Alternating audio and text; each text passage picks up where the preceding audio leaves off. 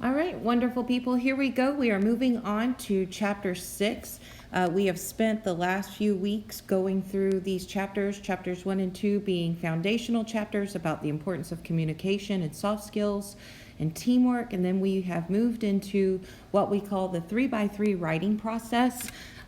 We spent chapter 4 talking about the first step in that 3x3 writing process, which was pre-writing, and that's where we do a lot of analyzing our audience, figuring out what channel is going to be best for sending our message and coding our message.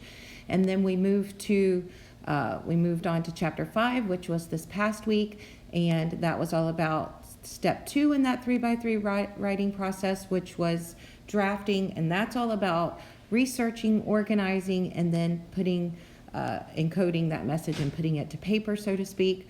And then now we are ready to embark upon chapter 6, which is revisions. That's the last step of that 3x3 writing process. So we have pre-writing and then drafting and now revising. And so the majority of these slides, the majority of chapter 6 talks about being able to write in a concise manner. So this is just a great slide showing you again that we go from pre-writing to drafting and then to revising. Remembering that revising is not just proofreading. It is part of it, not just checking spelling, checking your grammar, checking your mechanics, but it's also making sure that your sentence structure is good. We've talked about that over the last couple of chapters, making sure we have a variety of sentences and that we don't have any major faults like our fragments that we talked about last week. And so this step takes the most. We saw on a slide earlier, I think it was last week or maybe the week before, that 50% of the writing time is taken in this step, in the revision step. All right, so revising for conciseness. We want to make sure that we are writing, remember in writing I keep saying short, sweet, and hard to beat because that just is a little more impacting.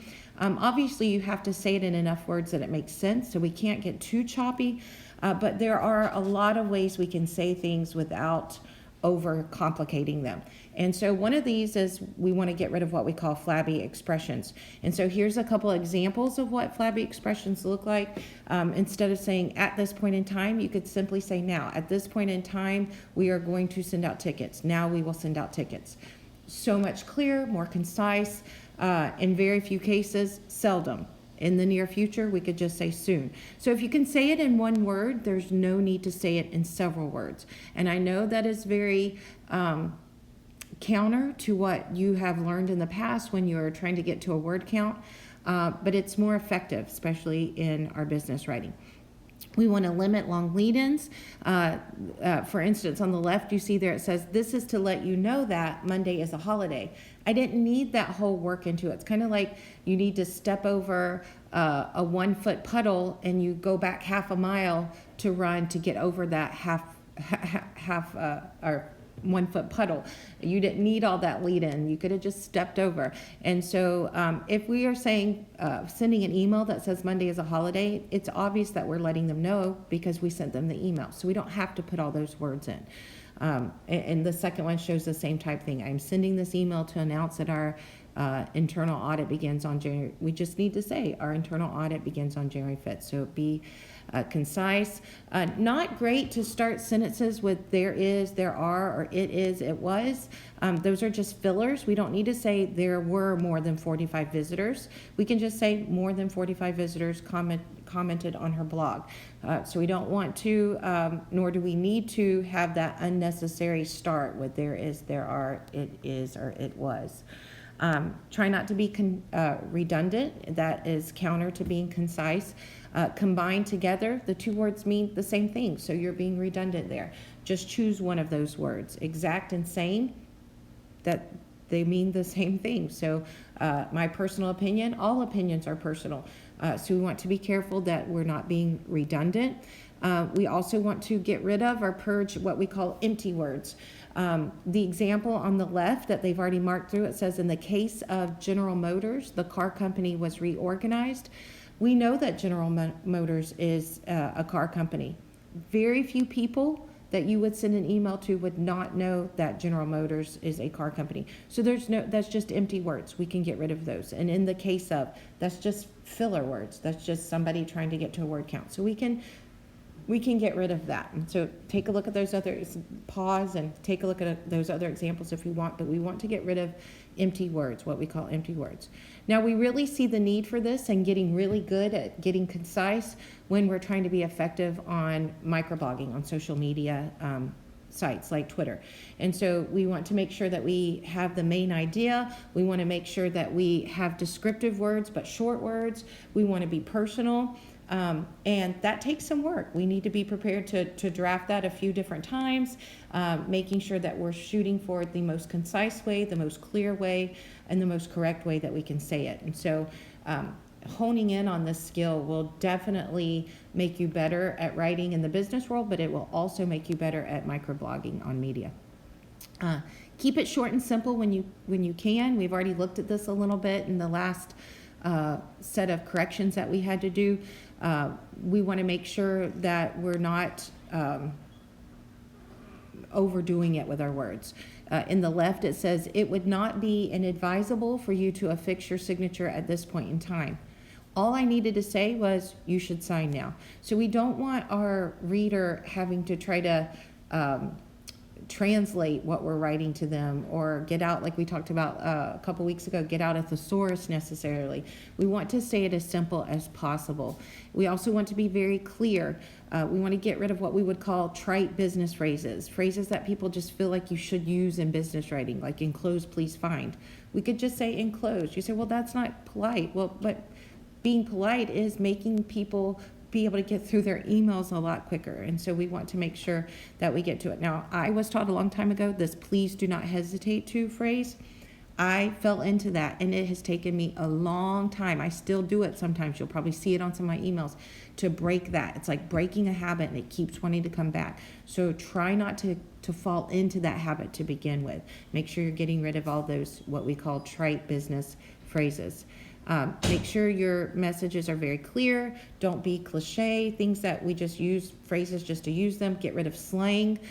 We never want to be offensive, so we want to be careful about the informal words that we use, and also about how extravagant things may sound.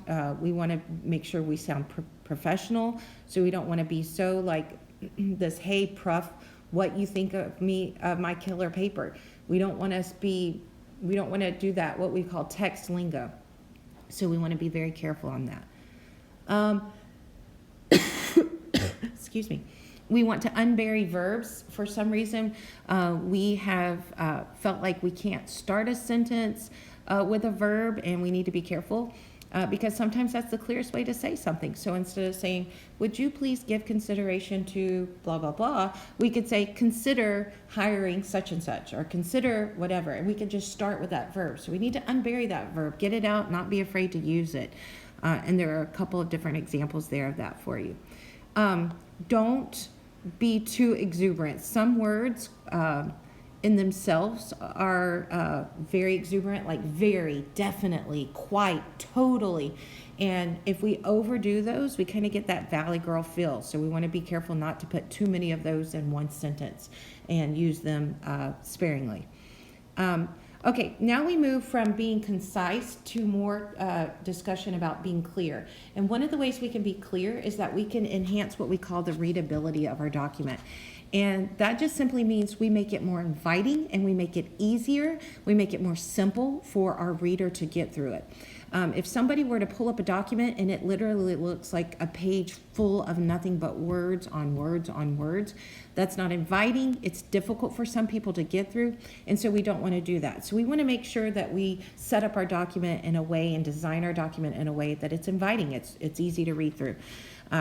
So one of the ways we can do that is we can utilize white space. So it's not it's not overwhelming to the reader. So we can do that by adding headings will help, numbered list, bulleted list. Those are our best friends in writing.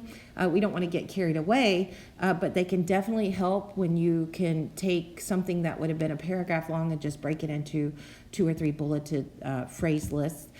Short sentences, we've already talked about that, and with comprehension. And with that, along with that, we want to pair that with short paragraphs. We also want to make sure we have good margins that help to that. 1 to 1.5 inch margins is what you would want to set. You also want what we call a left justified margin and a right ragged margin, because that helps with that white space, and you'll see what that looks like there. Most of you are very comfortable setting margins and know how to do that. We want to make sure we use good typefaces. You want to consider sans serif, such as Arial, when you're doing headings or signs and material that doesn't require like continuous reading. And then you want to use things like Times New Roman for body font for things that you do have continuous reading on. Come on. There we go. 10 to 12 point font is typical for our body text. You don't overdo it, but when needed, use capitalization, small caps, underline, italics, things that would help the readability. Just don't overdo it. Like I said, lists are our best friends. You're going to want to make sure that you're using bulleted list as well as numbered list, especially if you're wanting to talk someone through something that's step by step. You would want to use a numbered list for that. We've already talked quite a bit about parallelism. Here's another example. If you want to pause and look at this again, it's showing you the difference. So they're showing that helps with readability quite a bit. Headings are a great tool. You're going to want to use those in your APA project as well. They're listed there for you to be able to it shows you in that APA section of the module the headings that you should use, and those help tremendously. And then finally, we get to what everybody thinks of when they think of revision. Now, we've just talked a lot of minutes about all the things that go with revisions, but most people just head right to just proofreading. That's revising. And we do want to check for spelling, because we know that when people see things that are misspelled, our credibility goes down quite a bit. Our company's credibility and reliability go down. So we want to check spelling, we want to check grammar, we want to check punctuation, but we also want to be checking for format like we just talked about. We also want to check names and numbers. That's a huge deal. If I'm talking about giving someone a raise and I type an extra 0, I just gave them a $10,000 raise instead of a $1,000 raise for the year. Big deal. Or if I have a John Smith and a John Schmidt, maybe it's a very close name, last name, and I mistype it, I've given the wrong person the raise. Also, if somebody's asking me something or wanting to convey something to me and they don't even know the correct spelling of my name, that's going to put me off. And so we want to definitely double check names, double check numbers before you send your email, your document, whatever it is. Check your format and check your spelling, grammar, and punctuation. There are some revision marks here for proofreading that you can look through. Not a lot of questions on these. I think the only one that you might see pop up on an exam is the one for capitalization, which is typically the 3 little underlines to show that something should be capitalized. And I think that's it.